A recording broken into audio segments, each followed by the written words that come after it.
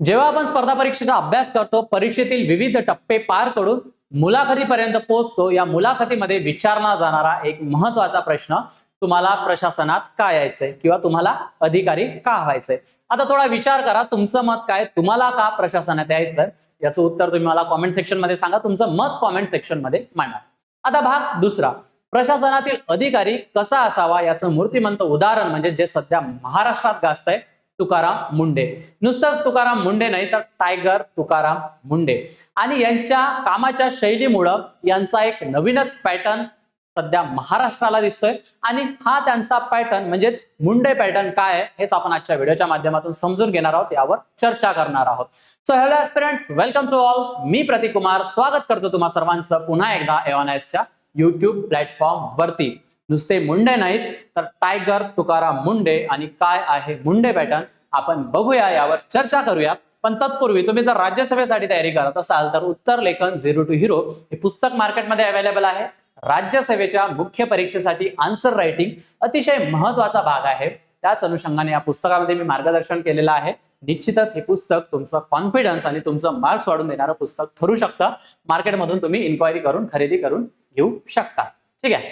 आता बघा, प्रशासनातील टायगर. काही जे अधिकारी असतात ते पदामुळे ओळखले जातात, तर काही अधिकारी हे त्यांची काम करण्याची पद्धत, त्यांची काम करण्याची जी शैली आहे त्यामुळे ओळखले जातात. आता सध्याच तुकाराम मुंडे यांची एफडीए मध्ये नियुक्ती झालेली आहे, फूड अँड ड्रग ऍडमिनिस्ट्रेशन मध्ये, म्हणजेच अन्न व औषध प्रशासन विभागामध्ये. आणि ज्यांना हा विभाग माहित नव्हता, सो यांच्या कामाच्या शैलीमुळे हा विभाग आता लोकांना माहिती पडलेला आहे. आणि हा विभाग किती महत्वाचा असतो आणि कशा पद्धतीनं काम करायला पाहिजे याचं उदाहरण तुकाराम मुंडे यांनी दाखवून दिलेलं आहे. ठीक आहे.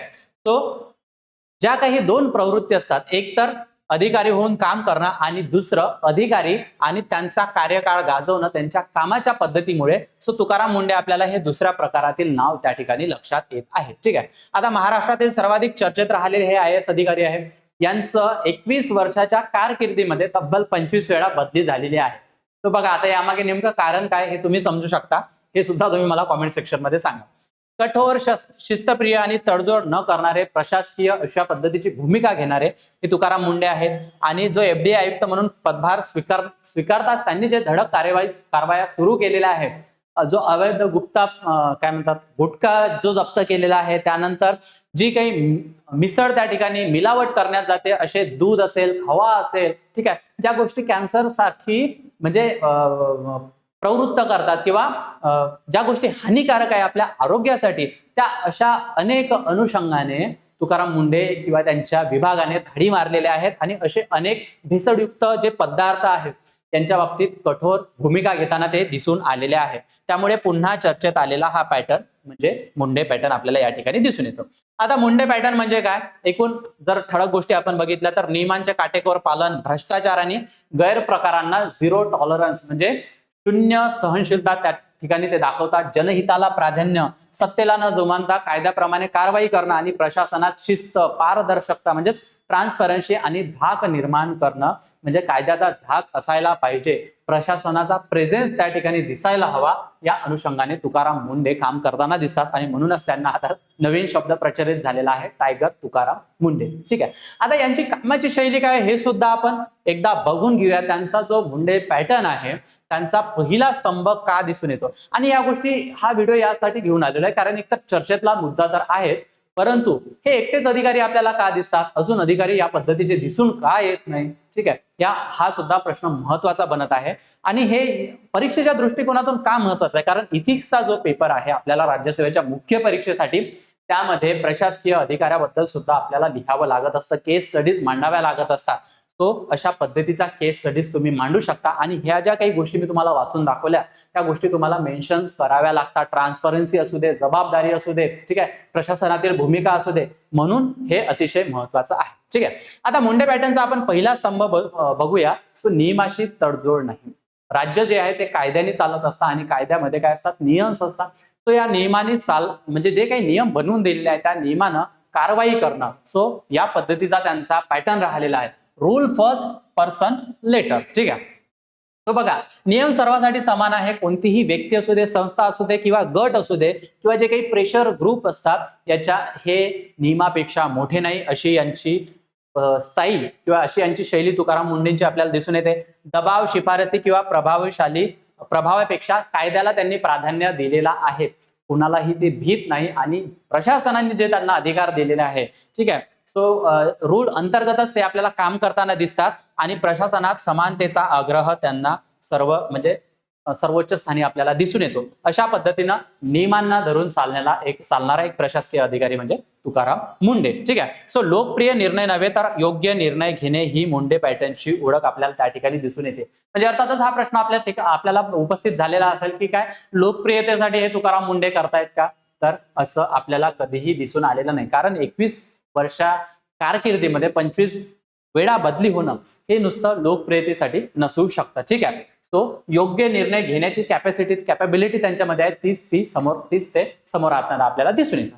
आता उर्वरित मुंडे पॅटर्नचे 4 स्तंभ काय आहेत, तर जसं एफडीए मध्ये त्यांची नियुक्ती झाली आणि धडक कारवाया त्यांनी सुरू केलेल्या आहेत. ठीक आहे. आणि प्रत्यक्ष कारवाई करताना ते दिसून येत आहे. सो अचानकपणे पाहण्या, ठीक आहे, धाडी टाकणं आणि तिथून जो काही अवैध माल आहे तो जप्त करणं आणि प्रत्यक्ष तपासणीवर अधिक भर देणं आणि त्या अनुषंगाने त्वरित निर्णय घेणं. म्हणजे मे महिन्यात त्यांची नियुक्ती झाली. ठीक आहे. आता हा जून आहे आणि कितीतरी त्यांनी धडक कारवाई केलेल्या आहे आणि त्यामध्ये पतंजली सुद्धा इन्क्लूड होती. ठीक आहे. आणि अजून अनेक. त्यानंतर आता या 2-3 दिवसातला जो काही आहे हॉटेल्स बद्दलची जी काही त्यांनी नवीन नियमावली दिलेली आहे ते सुद्धा आपण पुढे डिस्कस करणारच आहोत. आता दुसरा स्तंभ काय आहे तर शिस्त आणि उत्तरदायित्व. वेळेचे काटेकोर पालन करणे, कामात निष्काळजीपणा कुठेही चालणार नाही अशी त्यांची भूमिका दिसून येते आणि प्रत्येकाची जबाबदारी काय आहे ही त्यांनी निश्चित केली राहील. जर ज्याची जी जबाबदारी असेल त्यांनी जर ती जबाबदारी पार पाडली तर निश्चितच प्रशासन सुद्धा सुधारलेला दिसेल आणि आपण जे प्रशासनाच्या नावाने त्या ठिकाणी खडे फोडत राहतो, सो अशा पद्धतीचे जर अधिकारी असेल तर निश्चितच काय प्रशासन सुद्धा मूव्ह होताना आपल्याला दिसून येईल. आणि या गोष्टी तुम्हाला लिहायच्या आहे बरं. वेळेवर काटेकोरपणेचं पालन करणं, निष्काळजीपणा, जबाबदारी निश्चित करणं. ठीक आहे. सो या गोष्टी अतिशय महत्वाच्या आहेत. हे लिहूनच तुम्हाला मार्क्स मिळू शकतात. त्यानंतर काय की जनहिताला सर्वोच्च प्राधान्य यांच्या स्टाईलमध्ये, यांच्या शैलीमध्ये किंवा यांच्या स्तंभामध्ये आपल्याला मुंडे पॅटर्न मध्ये हे दिसून येतं. काय आहे, नागरिकांना केंद्रस्थानी ठेवलेलं आहे. ग्राहक असू दे, प्रवासी असू दे आणि सर्वसामान्यांच्या हिताचे निर्णय घेणे त्यांच्या दृष्टिकोनातून अतिशय महत्वाचा आहे आणि नियमांच्या अधीन राहून ते डिसिजन घेताना आपल्याला दिसून येतात. आणि सर्वात महत्वाचं जे एका अधिकाऱ्याला लागतं काय आहे, निर्भीड निर्णय क्षमता.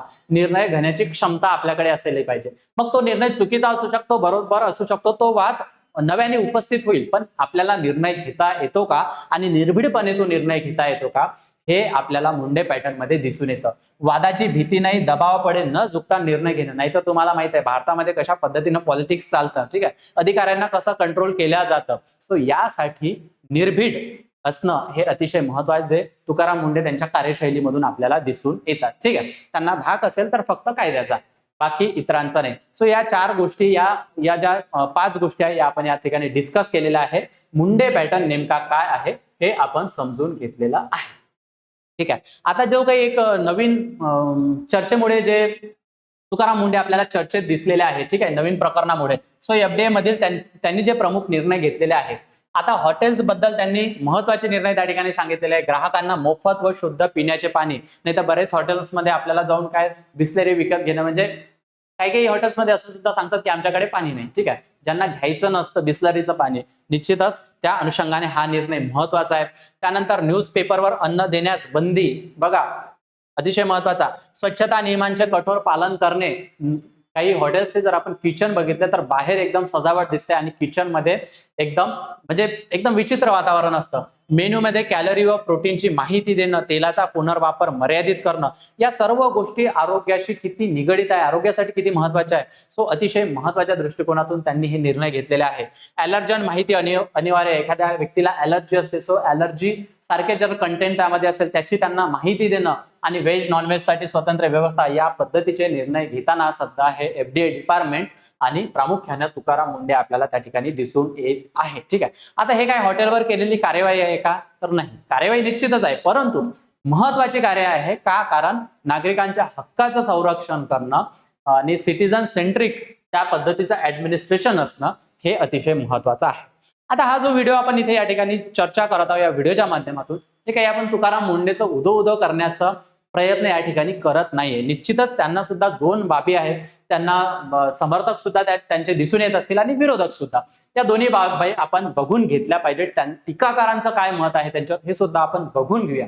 पण आपण चर्चा प्रामुख्याने या अनुषंगाने करतोय, जसे मी काही शब्द तुम्हाला सांगितले, अकाउंटेबिलिटी असेल, जबाबदारी असेल, उत्तरदायित्व असेल, ठीक आहे, आणि नियमांचं पालन या प्रशासनाच्या दृष्टिकोनातून अतिशय जास्त महत्वाच्या गोष्टी आहेत. आता हा जो मुंडे पॅटर्न नव्या पद्धतीने आपल्याला दिसून येतोय, याचं कौतुक करायचं की यावर वाद तयार होऊ शकतो, आपण एकदा बघून घेऊया. समर्थकांचं मत काय आहे की प्रामाणिक पद्धतीने प्रशासन करणारं हे व्यक्तिमत्व दिसतं आणि प्रामाणिक प्रशासन या ठिकाणी घ्यायला पाहिजे. त्यानंतर भ्रष्टाचारावर नियंत्रण, भ्रष्टाचार, करप्शन आणि political corruption is the mother of all corruption. नियमांची प्रभावी अंमलबजावणी करणं, आणि सध्या तुकाराम मुंडे हेच नियमांची प्रभावी अंमलबजावणी करताना आपल्याला या ठिकाणी दिसून येत आहे. आता टीकाकारांचं जर मत आपण बघितलं तर त्यांचं म्हणणं असं आहे की अतिशय कठोर कार्यशैली आहे, त्यांची कामाची जी पद्धत आहे ती कठोर त्या ठिकाणी दिसून येतं, आणि समन्वयाचा कुठेतरी त्या ठिकाणी वाद आपल्याला किंवा जे काही समन्वय आहे त्याला कमी वाव देताना ते दिसून येतात. पण बरेचसे आपण व्हिडिओ सुद्धा बघितलेले असेल, त्यामध्ये ते चर्चा करताना त्यांचे जे कलिग्स असतील किंवा त्यांच्या ऑफिसमधले जे काही ऑफिशियल्स असतील, अनेकांशी चर्चा करतानाचे व्हिडिओ सुद्धा समोर आलेले आहेत, आणि संघर्ष आणि वाद निर्माण होतात बऱ्याच ठिकाणी, आणि म्हणून यांच्या ज्या पोस्टिंग आहे त्या बदलत राहतात. पण किती पोस्टिंग बदलल्या तरी ते कामाची शैली काही त्यांनी बदलवलेली नाही. निश्चितच आता त्यामागे अजून कुठल्या गोष्टी आहे या प्रामुख्याने आपल्याला तरी, कारण आपण डायरेक्टली प्रशासनात नाही, सो निश्चितच आतमध्ये काय गोष्टी असतात ते आपल्याला सुद्धा माहिती नसतात. पण एकूणच प्रशासन कशा पद्धतीचं असायला पाहिजे आणि प्रशासनाला अधिकारी कशा पद्धतीने असायला पाहिजे हे आपल्याला त्यांच्या कार्यशैलीमुळे दिसून आलेलं आहे. ग्राहकांच्या किंवा जे नागरिकांच्या भल्याची जर गोष्ट असेल सो निश्चितच त्यांना वाव मिळणार आहे. आता यावर तुमचं मत काय आहे? What do you think? तुम्हाला काय वाटतं? तुम्ही मला कॉमेंट सेक्शन मध्ये सांगायचं आहे. आणि तुम्ही जर राज्यसभेसाठी तयारी करत असाल तर समर्पण नावाची बॅच आम्ही लॉन्च केलेली आहे. 29,999 रुपये इतक्या माफक दरात तुमच्यासाठी अवेलेबल आहे. लाईव्ह प्लस रेकॉर्डेड स्वरूपाची ही बॅच असणार आहे. प्रिलिम्स प्लस मेन्स सर्वात महत्वाचं लाईफ टाइम व्हॅलिडिटी या बॅचची असणार आहे. Basic to advance NCERT coverage, answer writing practice, PYP analysis, study notes, test series plus 1-to-1 mentorship सुद्धा या बॅच मध्ये अवेलेबल आहे. तुम्हाला काय करायचं आहे? माझा कुपन कोड यूज करायचा आहे प्रतीक सर, आणि या बॅचवर भरघोस डिस्काउंट मिळवायचा आहे. सोबत मी माझा नंबर तुमच्याशी शेअर करत आहे 8830523034. तुम्हाला जर काही शंका असेल, तुम्हाला जर काही गायडन्स हवा असेल, निसंकोचपणे माझ्याशी कॉन्टॅक्ट करू शकता. त्यावेळेस ऍप्लिकेशन डाउनलोड करायला विसरू नका. गुगल प्ले आणि ऍप स्टोरला अवेलेबल आहे, ज्यामध्ये हा notes, insight and study books, current affairs, mind map, syllabus, quiz आणि अजून बरंच काही. हा QR कोड स्कॅन करा, एव्हॉनॅसच्या टेलिग्राम चॅनलला जॉईन करा. तिथे तुम्हाला अपडेटेड माहिती अवेलेबल होईल. सोबत मी ऑफिशियल नंबर आणि वेबसाईट तुमच्याशी शेअर करत आहे. निश्चितच तुम्ही तिथे सुद्धा कॉन्टॅक्ट करू शकता. आय होप हा टॉपिक तुम्हाला आवडला असेल. तुम्हाला कसा वाटला मला कॉमेंट सेक्शन मध्ये सांगा. सध्या इथेच थांबूया. पुन्हा भेटूया एका नवीन टॉपिक सोबत लवकरच.